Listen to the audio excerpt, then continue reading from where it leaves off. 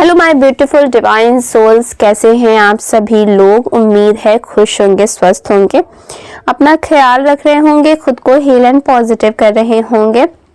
बहुत बहुत स्वागत है आप सभी का एक बार फिर से हमारे इस चैनल पर। आज मैं आपके लिए बहुत ही सेंसिटिव एंड सच्चाई से भरी टैरो रीडिंग लेकर के आई हूँ। आज की इस रीडिंग में हम साफ साफ देखेंगे आपके पर्सन और थर्ड पार्टी के बीच में आपको लेकर के क्या कुछ चल रहा है, थर्ड पार्टी किस हद तक जा चुकी है और आपका पर्सन अंदर से किस हालत में है, क्या सिचुएशंस चल रही हैं। ये एक general, collective and timeless reading है। जब भी आप इसे देखेंगे ये आपके साथ रेजोनेट जरूर करती है। जितना रेजोनेट हो उतना ही लीजिएगा और बाकी को दूसरों के लिए जाने दीजिएगा। आप जिस भी टाइम इसे देख रहे हैं वही सही समय होगा आपके लिए, ठीक है। अगर कोई बात आपसे पूरी तरीके से रेजोनेट ना करे तो उसे पूरी तरीके से शांति से छोड़ दीजिएगा, ठीक है। ओके, चलिए देख लेते हैं क्या कार्ड्स निकल करके आ रहे हैं, क्या एनर्जीज निकल करके आ रही हैं। आप मेल हैं, फीमेल हैं, मैरिड हैं, अनमैरिड हैं, इंडिया से देख रहे हैं, इंडिया से बाहर से देख रहे हैं, आप इस रीडिंग को देख सकते हैं। ये रीडिंग सबके लिए है। आपको क्या करना है, अपना नाम जो है वो कमेंट सेक्शन में जरूर से क्लेम कर देना है और अपने पर्सन का नाम अपने मन में 3 बार जरूर दोहराना है। इससे आप दोनों की जो एनर्जी है आज की इस रीडिंग से कनेक्ट हो पाएगी और हम सही सही जान पाएंगे कि डिवाइन एंजल्स हमें क्या मैसेजेस देना चाहते हैं एंड आपकी एनर्जी हमें क्या संकेत दे रही है। ओके, अगर इस वीडियो से आपको थोड़ी सी भी क्लैरिटी मिलती हो, हेल्प मिलती हो तो प्लीज वीडियो को लाइक करिएगा, शेयर करिएगा। चैनल पर पहली बार आए हैं, अभी तक सब्सक्राइब नहीं किया है तो सब्सक्राइब करके बेल आइकन जरूर दबाइएगा, जिससे आने वाले वीडियोस के नोटिफिकेशंस आपको सबसे पहले मिलते रहेंगे।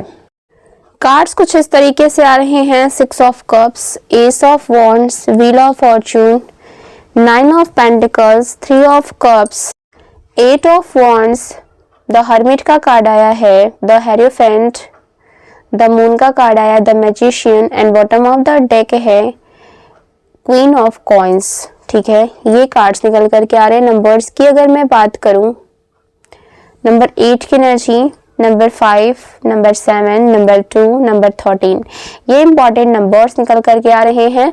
आप अपने और आपके पार्टनर के date of birth, month, time, year से मैच करके देख लीजिएगा।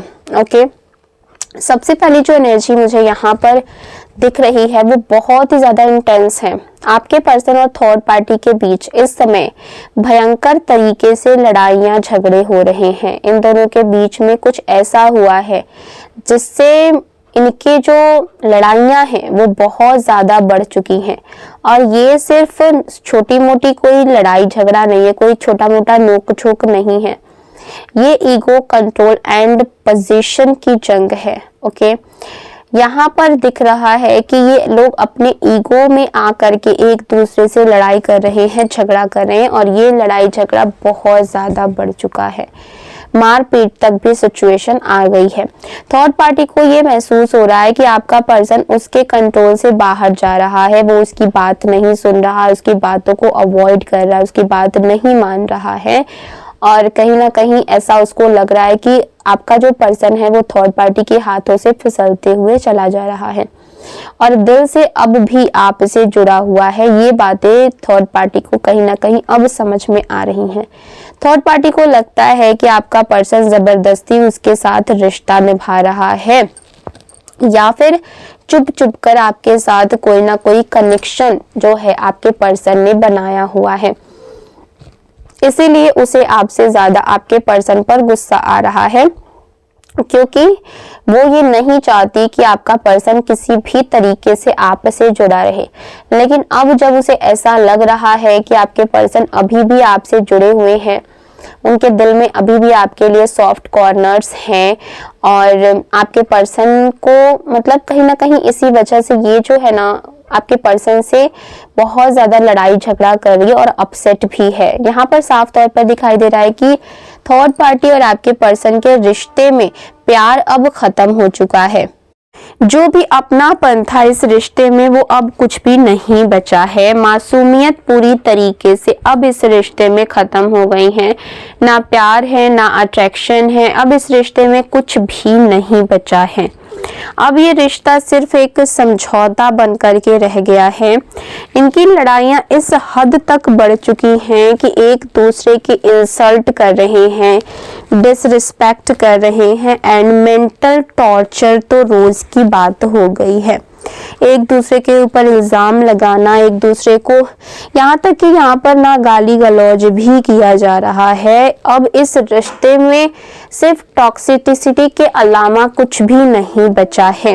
ये सिर्फ मानसिक युद्ध नहीं है, ये एक बिट्रेल का युद्ध है। ठीक है, इन दोनों में ऐसी सिचुएशन बनी ही हुई है कि मैं इसको युद्ध ही बोलूंगी, क्योंकि बहुत ज्यादा ऐसा लग रहा है ना कि ये दोनों एक दूसरे को खा जाएंगे। ठीक है, थर्ड पार्टी को लगता है कि आपकी वजह से आपका पर्सन उसे खो दे रहा है, उसे धोखा दे रहा है, सॉरी, आपका पर्सन उसे धोखा दे रहा है। आपके ये जो थर्ड पार्टी है उसको ऐसा लगता है, और यही बात उसको अंदर से तोड़ रही है। और जब ये खुद दुखी हो रही है तो ये आपके पार्टनर को कैसे खुश देख सकती है। आपके पार्टनर को भी ये और ज्यादा टॉर्चर करती जा रही है। यहाँ एक बहुत बड़ा चौंकाने वाला खुलासा ये आ रहा है कि जब थर्ड पार्टी को लगा कि आपका पर्सन किसी भी तरीके से कंट्रोल में नहीं आ रहा है, उसने प्यार से समझाया, डांट के समझाया, उसके बाद अब ये जो लड़ाई झगड़ा हो रहा है, तो अब जब तीनों चारों हथकंडे थर्ड पार्टी ने अपना लिए, ठीक है, तो अब इसने नया हथकंडा अपनाया। उसने धर्म को बीच में ला दिया। ठीक है, उसने धर्म को बीच में लाया। थर्ड पार्टी आपके पर्सन को मंदिर ले गई और भगवान के सामने आपसे रिश्ता तोड़ने की इसने कसम दिलवाई। कसम ये थी कि आपसे ना, थर्ड पार्टी जो कसम ये दिलवाया आपके पर्सन को कि आपसे उसको उनको मिलना नहीं है, आपसे बातें नहीं करनी, कोई भी आपसे संपर्क कांटेक्ट नहीं रखना है, कोई आपसे रिश्ता किसी भी तरीके का नहीं होना चाहिए, यहाँ तक कि कोई भी मदद आपके पर्सन आपको ना करे। ये सारी कसम थर्ड पार्टी ने आपके पर्सन को भगवान जी के सामने दिलवाए हैं। चाहे इसके बदले फाइनेंशियल लॉस हो या कोई नुकसान हो जाए, उसे फर्क नहीं पड़ता, लेकिन किसी भी तरीके से आपके पर्सन आपसे नहीं जुड़ने चाहिए। बस एक ही बात, आप उनकी लाइफ से पूरी तरीके से बाहर हो जाए, थर्ड पार्टी यही चाहती है। क्योंकि थर्ड पार्टी को लगा ये इंसान मुझसे झूठ बोल सकता है लेकिन भगवान से तो झूठ नहीं बोलेगा, भगवान की तो ये झूठी कसम नहीं खाएगा, इसीलिए वो जो है वो धर्म का सहारा ले रही है, ताकि आपका पर्सन डर और गिल्ट में जकड़ा रहे और डर में, मतलब भगवान के डर से आपके पास वो कभी भी ना आए। ये एक तरीके का मेंटल एंड स्पिरिचुअल कैद है, एक ऐसा जाल इसने बिछाया ताकि आपके पर्सन इसके एब्सेंस में भी आपसे कांटेक्ट ना कर पाए। थर्ड पार्टी को लग रहा है कि उसने जंग जीत ली है, उसके लिए ये एक विक्ट्री मोमेंट है। उसे लगता है कि अब आपने अब वापसी नहीं कर सकते हैं, ये रिश्ता हमेशा के लिए खत्म हो चुका है। भगवान जी के सामने उन्होंने जो कसम खाई है वो अब टूट नहीं सकती, इसीलिए ये बहुत ज्यादा खुश है, बहुत ज्यादा खुश है। इस मुकाम तक पहुंचने के लिए उसने बहुत लड़ाइयां लड़ी हैं, बहुत ड्रामास किए, बहुत पॉलिटिक्स खेली आपके पर्सन के सामने। उसने रो के, गिड़गिड़ा के, किसी तरीके से मैनिपुलेट करके, लड़ाई करके आपके पर्सन को वहां तक लेकर के गई है, और अब जाकर के उसे लग रहा है कि उसकी नीयत जो है वो सफल हो गई है। अगर मैं अब आपके पर्सन की एनर्जी की बात करूं तो यहाँ पर व्हील ऑफ फॉर्चून ये बता रहा है कि समय उनके अगेंस्ट चल रहा है।